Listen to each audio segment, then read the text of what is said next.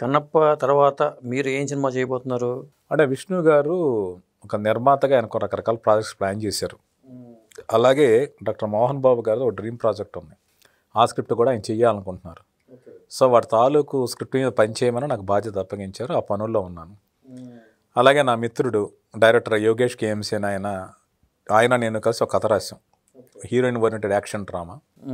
అది సంయుక్త మీనన్ గారి హీరోయిన్, రాజేష్ దండ గారు ప్రొడ్యూసరు. ఆ సినిమా ఓపెనింగ్ లాస్ట్ ఇయర్ అక్టోబర్లో జరిగింది. రెగ్యులర్ షూటింగ్ ఒక మార్చి ఏప్రిల్లో ప్రారంభమవుతుంది. ఇవి నా నెక్స్ట్ ప్రాజెక్ట్స్ అండి.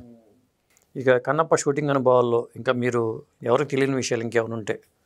షూటింగ్లో తెలియని విశేషాలంటే అవన్నీ సినిమాలు ఇంకా ఎందరెందరో ఉన్నారు. అదే ఆర్టిస్టులు, టెక్నీషియన్స్ వాళ్ళన్నీ పంచుకుంటారు. అవునులేండి. సో ఇది టూ ఇయర్లీ.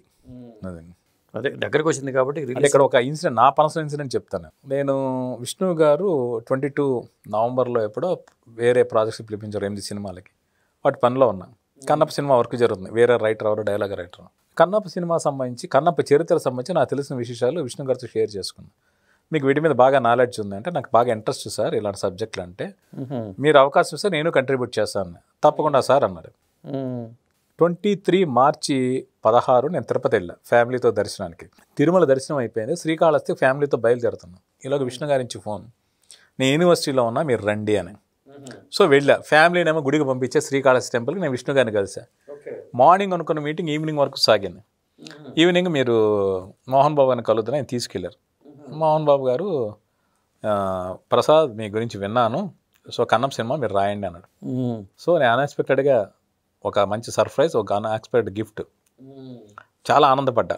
కన్నప్ప లాంటి ఒక ప్రాజెక్ట్లో నేను ఇన్వాల్వ్ అవుతున్నాను. ఒక్క క్షణం బాధ ఏంటి అంటే, అరే శ్రీకాళహస్తి దర్శనం చేసుకోలేకపోయాను అన్న బాధ అనిపించింది. అదే చెప్పారు కదా చివరికి. చివరికి ఏమైంది అంటే, అప్పటి నుంచి నాకు శ్రీకాళహస్తి వెళ్ళడం కూడా కుదరలేదు. మన మహాశివరాత్రి రోజు మోహన్ బాబు గారు, విష్ణు గారు, డైరెక్టర్ ముఖేష్ కుమార్ సింగ్ గారు, ఇంకా మిగిలిన కొంతమంది టెక్నీషియన్స్, ఆర్టిస్టులు అందరూ కలిసి మహాశివరాత్రి నాడు శ్రీకాళహస్తి దర్శనానికి వెళ్ళాం. నేను ఆ రోజు మిస్ అయిపోయిన దర్శనం ఈ రోజు నాకు లభించింది. అది కూడా కన్నప్పగా నటించిన విష్ణు గారు, మోహన్ బాబు గారితో కలిసి ఆ దర్శనం అనేది ఒక మర్చిపోలేని అనుభూతి.